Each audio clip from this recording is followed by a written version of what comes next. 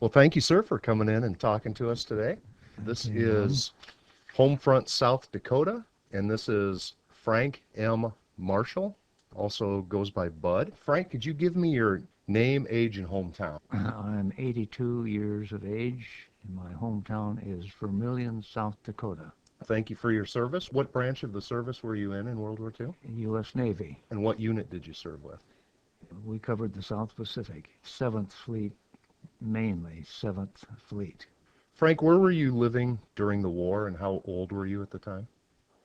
Well, up to 1943, when I enlisted in the Navy, my hometown was Walla Walla, Washington. How'd you end up in South Dakota? When the company I was working for at the time transferred me to Chicago, Illinois area, we lived in Naperville, Illinois. We have 3 children, 2 daughters and a son, and our oldest girl was ready for college, and it was right at the time when there was a lot of radicalism on campus, and so we bought our daughter the college book, and she started with Illinois and kept branching out. She finally came to USD, and USD had what she wanted, which was fine arts, and we came out, looked at the campus, and she applied and was accepted subject to an interview, which we came back, and she passed the interview with flying colors. She ended up marrying a local boy. We have a second daughter who went to North Dakota State.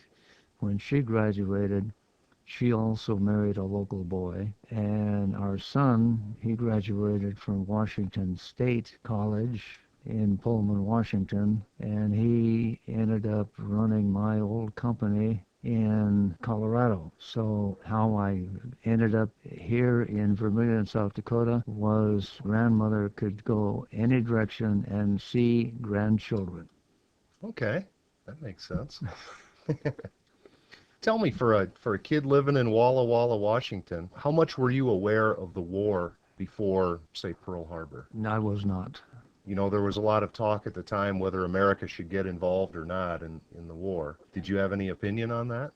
I can only say I was in high school, ROTC, and we certainly were cognizant of what was going on in Germany. We had no knowledge of what, of course, the Japanese were doing. What do you remember about Pearl Harbor? It was on the radio. We just found it hard to believe that something like that had happened. And it was about that time that I began thinking of enlisting in the Navy. I was a second lieutenant in ROTC, but I still wanted to go in the Navy. How long after Pearl Harbor did you end up enlisting? I enlisted in August or September of 1943. That's when I turned 18. That was as soon as I could enlist. Tell me a little bit about going through basic training, and did you know where you would be headed after that, and where did you end up going? And You tell me don't about know that. where you're going. I went to a boot camp at Farragut, Idaho, as many others did. And when I completed that, I think it was about 2 months, I was assigned to radio school at University of Idaho in Moscow, Idaho. Nobody asked me if I wanted to be. They just told you where you were going. And And people just accepted whatever they got, didn't they? that's right. So then where did you go from there? After graduating from radio school, I was given, I think, 2 weeks vacation. And then I had to report to a staging center in California, near San Francisco. In about a week and a half, I was put on a aircraft carrier for transportation purposes only, going to Pearl Harbor. At Pearl Harbor, I went into another barracks, and I think it was about a week and a half maybe. I was given personnel papers from 2 or 3 men plus myself, and we were driven to the dockside where the Anderson was tied up. I presented the paperwork to the officer of the day, and we became members of the USS Anderson ship. What do you remember about that ship? What's the first thing you thought when you saw that ship? I really was so confused by that time, I don't remember much. I do remember being assigned to a bunk in the fantail, or the aft section of the ship. Then I was taken up to the radio shack and asked to copy code, and for the sake of my life or whatever, I couldn't copy one sentence, one letter. I just froze. However, the next day I had recovered. I copied about 15 words per minute, which is not fast enough, but it was within just a few weeks I had my speed up to 21 words per minute, and that's what normally the proper speed that you have to be able to copy. Okay. And And this is, we're talking about Morse code here? Yes. Okay. And coming from where? NPM, Radio Honolulu. Depending on where we were, we could copy NSS, which is Washington, D.C. And then we copied smaller stations like ADAC-2 in the Alaskan chain. So where did you go from there? Number one, you never know where you're going. You know, on the bridge is where they know where you're going. So we went to sea, and we were convoying a troop transport ship. I don't know, we were out maybe 3 or 4 days, and one morning we woke up and the troop transport ship was signaling us with their signal light, who is convoying whom. During the night, our ship had somehow worked its way behind the troop transport. And there were a lot of red faces on the bridge. So we got in front of the troop transport and assumed our proper position. We then stopped at Funafuti, and only the officers were allowed to go ashore. And we left Funafuti almost immediately and got down into the Marshall chain of islands and so forth. By that time, we had lost the troop transport. They had been directed someplace else. And we continued on, going to guess that it was southwest to New Guinea, the western part of New Guinea. And we operated out of that area for a number of months. By operating, I mean we went out, we shelled islands along with other ships. We transported when any of our outposts were in trouble. We were assigned to take Marines or soldiers out to help whichever our people were in trouble. We convoyed ships until we could sense there was something going on. And what it was is the Battle of Leyte Gulf in the Philippines, and which turned out to be the largest naval battle in the world. And my ship participated in that, but that's another story. Okay. Well, tell that story. Tell me about that battle, and tell me about what you guys did to support that. Well, number one, for a few days we sat at anchor in the Gulf of Leyte Gulf, as did hundreds of other ships. So what was that like, seeing all those ships there? Young kid, you know, kind of in unfamiliar circumstances, and to know something big is going to happen. What did you feel like during that time? It didn't affect us because we'd operated with ships before, and everyone was at anchor. You couldn't communicate with anyone, even if you had to. What did impress me was the Japanese used harassing tactics. They would fly between our ships just above the water, and you could see their faces. They were that close to your ship, but you couldn't fire on them because if you did, you'd hit your own ship on the other side. So, and they knew that, obviously. So they just had a nice morning's flight through the U.S. Navy. So they were just kind of taunting you guys. That is What correct. was everyone's reaction to that? We got mad, but there was nothing we could do. They also had another harassing tactic, which was whenever we were ready to eat, they would fly overhead or again, between ships, enough that we had to go to general quarters, and they fouled up your meal, whatever you were going to eat, was cold by the time you could get back to it. But they did that at every meal, so you had to go to general quarters. So then you guys are all prepared for this battle. You know something big is coming. And Well, the yeah. Japanese are taunting you guys. What happens next? Well, if you were in the Navy, you sat on the deck and you watched them fighting on the shore, and it was our soldiers and Marines who were doing the fighting. Humorous situation. Three of our sailors were sitting on the deck facing the beach, and the beach, Hollandia, that bay was a huge bay. I've never seen a bay as large as that one was. So we would sit on the deck and watch the fighting going on ashore until one day one of the sailors was sitting on the deck and facing the land, and a bullet hit the bulkhead right above him. And I guess he figured if they could get a bullet out that far, he better go to the other side of the ship, which he did, and we all did. But those are funny things, actually, that happen. You have to look at them as funny. Sure. And we did. But the Japanese were not sitting still.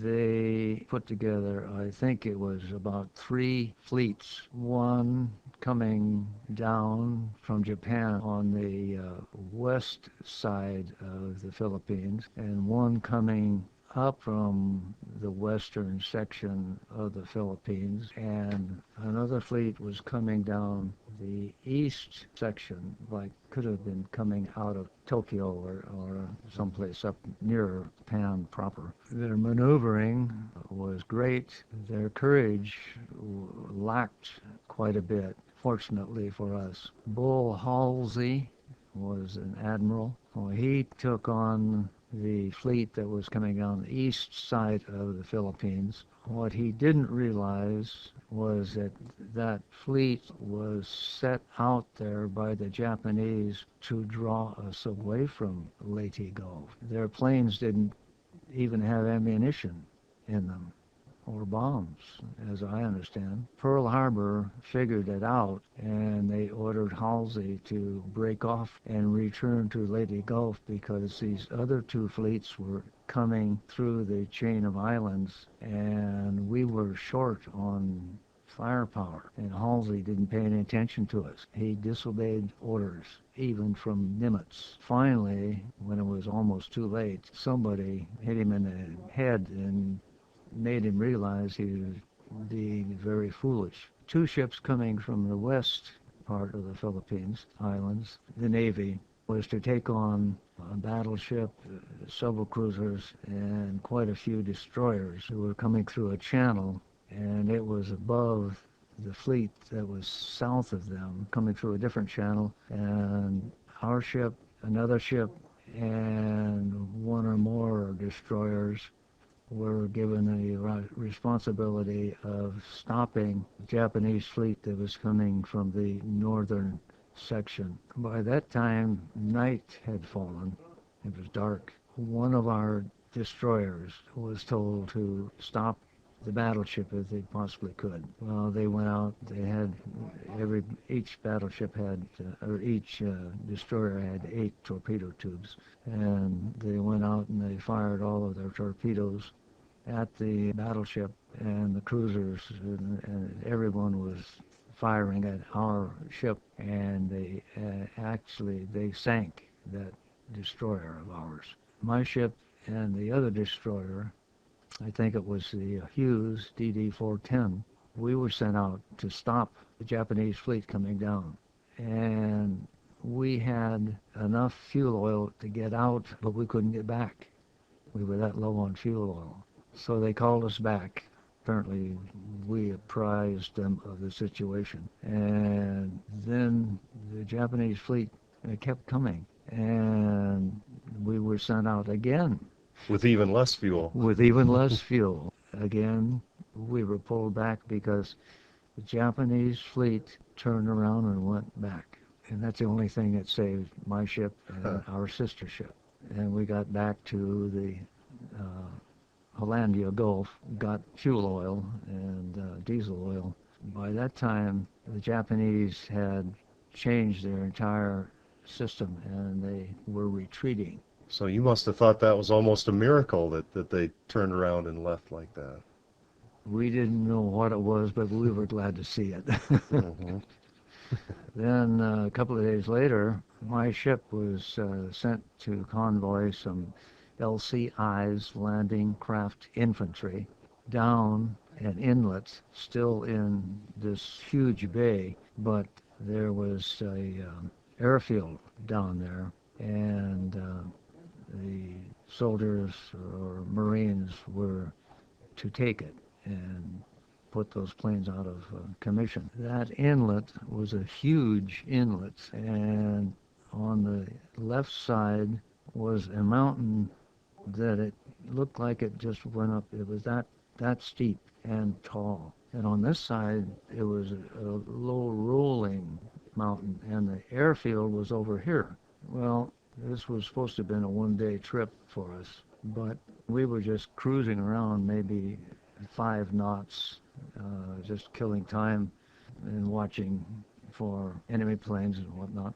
And all of a sudden, way in the distance were 3 Japanese, and I assumed that they were fighter planes. And they were minding their own business, but our gunnery officer decided that we should knock them down.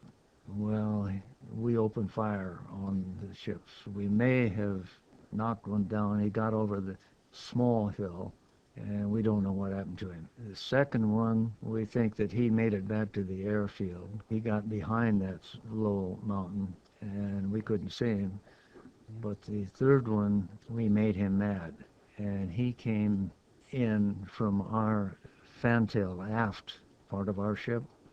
He had to have been out several miles, but he started in, and he kept coming, and he kept coming, and we kept firing shells, 5-inch, 40 millimeter, 80 millimeter, 20 millimeter. And we couldn't knock the plane down. Our gunners couldn't knock the plane down. And I had just come off watch, and actually before we were out here, just 7, 8, 9, 10, 11 of us milling around, we liked to listen to Tokyo Rose. And so I went inside and I turned Tokyo Rose on and piped her out. Mm-hmm. So we were standing right behind this superstructure. There's a deck in there, back in there. And then that's when we started firing at that airplane coming in. You couldn't tell where the airplane was going to crash.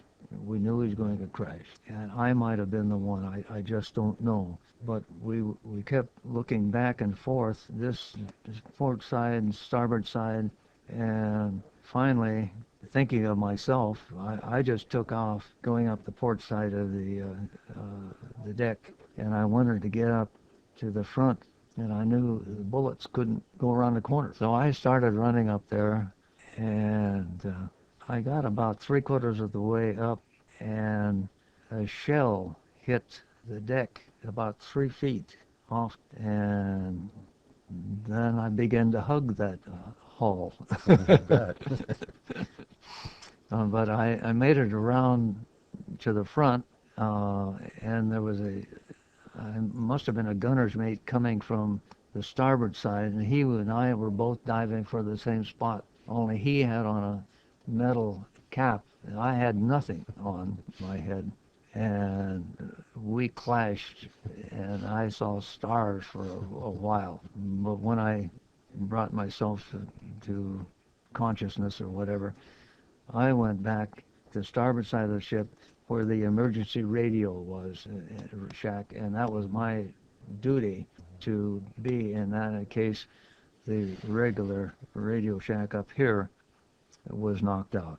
Well, I never heard anything. There was no abandoned ship, nothing. So finally, I came out of the radio shack, emergency radio shack, and I decided I wanted to see what had happened. Well, I did, and I got up there, and I saw just blood and guts. All it was. They were all killed or wounded severely that they couldn't recover. And one of them was lying on his back. It had to have been the drive shaft from the airplane. The airplane hit the ship, it exploded and blew apart, and that drive shaft was bronze, about that long, and then it had your drive gear up here, which is about like that size, and it was protruding right through the center of one of this guy's chest. I mean, there was nothing I could do, and there were just a pile of bodies there. So I went back down, and I went to the emergency radio shack, and still had no direction, no message, no nothing, no abandoned ship. And what I didn't mention, all during the day, we had sharks going alongside the ship. Big sharks, 10, 12-foot sharks. So again, got no direction, so I went up the starboard side again, and I got about this far, and there's a ladder here. And I started up the ladder and was just about going underneath the gun turret on the other side. Two guys went over the side of the ship out of that gun turret. And then coming down the deck was a man in khaki, and it had to be a chief petty officer or an officer, and I never could determine which. The things were happening so fast. That guy jumps over the side of the ship right in front of me, and it took me about a half a second to decide what I was going to do. I'd rather stay aboard and go down with the ship than to go out there and play tag with those sharks. So I stayed aboard ship, which was the right decision. People began to get organized. We had one officer who was up on the second level there with the hose, and he was putting out the fire up there, and he already got it out down here.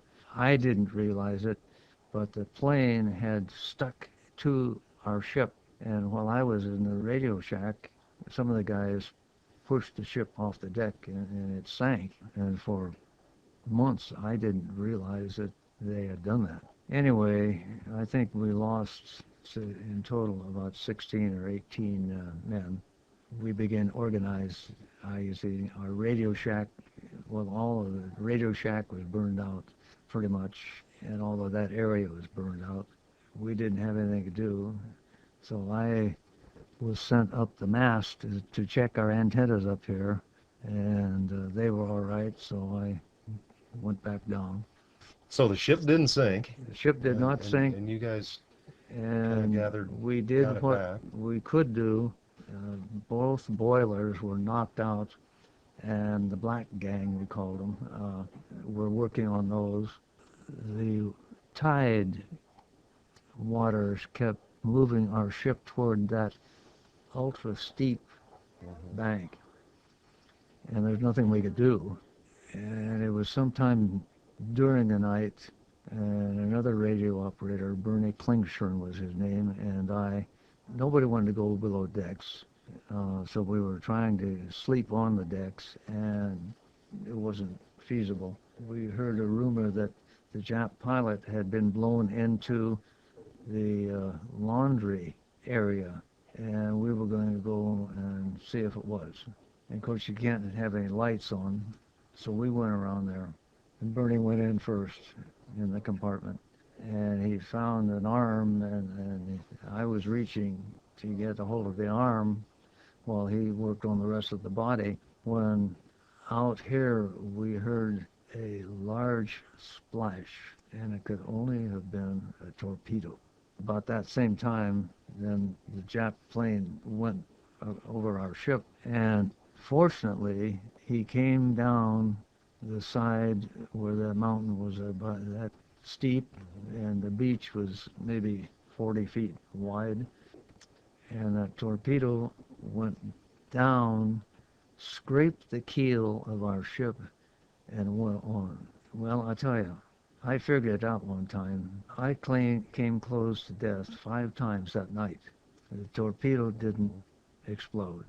I didn't get hit by the plane or the plane's bullets. I can't remember now. The other but there were about 5 times that I could have been killed. Whatever became of the ship, Okay. and what happened out? That's another story. The black gang got one boiler working, so we had enough to limp back to the Gulf. By that time, they had gotten the second boiler working. We didn't have a lot of our gear, but we had a radio or two working. I think they had the radar going. So they gave us the job of convoying a cruiser that had been hit by a torpedo, presumably going to take it back to Pearl Harbor. Sometime during the night, we got an emergency message by radio that there was a Mars plane, one of the big, huge planes that can land on water, was down, and we were the closest ship to it. So we were sent to see what we could do for them, and we found them right away. There were two of those planes. One was circling, and the other one was on the water. And the pilot in the plane that was circling set off a magnesium flare in the middle of the ocean with Japanese subs all over the place. And our captain, and I wouldn't repeat what our captain said, but that's the last flare that plane ever dropped. To be honest, I never found out, or I never even tried to find out what happened to the plane that was down. Well, one thing I did hear at a convention we just had, they wanted us to put a rope onto the airplane and drag it to someplace. We made it back to Pearl Harbor, and fortunately, they could not handle our repair job, and they sent us on to San Francisco. Oh, that was hard duty. So what kind of feeling was that when you found out you were on your way to San Francisco, that was your Good. next stop? That was a good I feeling. bet. Especially cheating death like that, the way that... Everybody got to go home. And So what would you say were the high points and the low points of your life during the war? well, the low point was when I was running up the deck. We had a young man who was a striker. A striker means he's studying to be a radio operator, what this meant. He was just one of those nice people, and he was right beside me, and he got killed, and I didn't. That was, I think, the low point. I had to write his wife. He was a family man. He was a young man. That was difficult for me to do. You would think the high point would be when they announced that Japan had surrendered, but it wasn't, and I can't tell you why it wasn't. I think some of us just didn't believe it. We did believe it when we started going into the Japanese ports, going ashore. Then I believed that they had given up because we could go ashore, not fear of being shot. Do you think that the war changed you? Oh, certainly. In what way? It's something that you will never forget as long as you live. You wake up sometimes at night reviewing what happened. Why did it happen? Could you have done anything? I wake up occasionally copying code, as stupid as that sounds. And I can still remember code since 1944 or 45. Tell me about your family back home during the war. Did you communicate with them? Yes. And how? But you can't write anything about what you're doing and where you are. I learned that very quickly. So you just avoid those topics and... Yeah. Sure. And you really have very little that you can talk about. Why is it so important that people remember World War II and remember what happened in World War II? Well, that's what concerns me, that in some schools they are not even mentioning World War II. And that upsets me, that we have people in the United States who want to downplay and people who blame the United States for it, which I don't believe we did. Everybody was responsible. I would like to see a course taught in high school by a non-liberal teacher who would tell it the way it was, because I am proud of what I did. And I think we've got a bunch of liberals in this country now who I wish would go to Siberia and stay there. Well, very good. Is there anything else you'd like to tell us about your experience? Well, some of the funny things that happened. Yeah.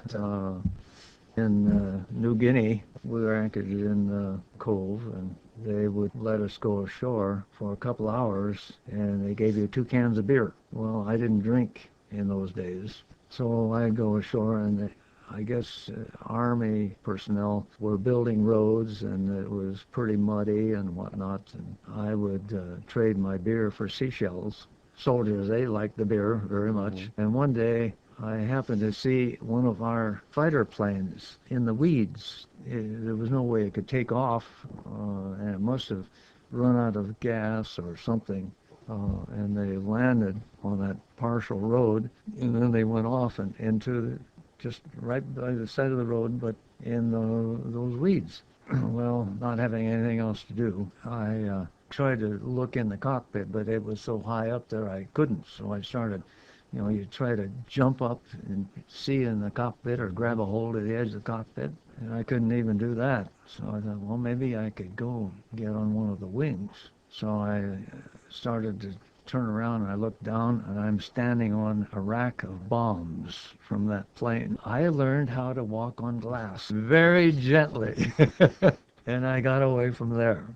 In New Guinea and some of those places where they still had natives, the natives had these outriggers, with 2 poles going out and a balancing pole out here, and the hull is here.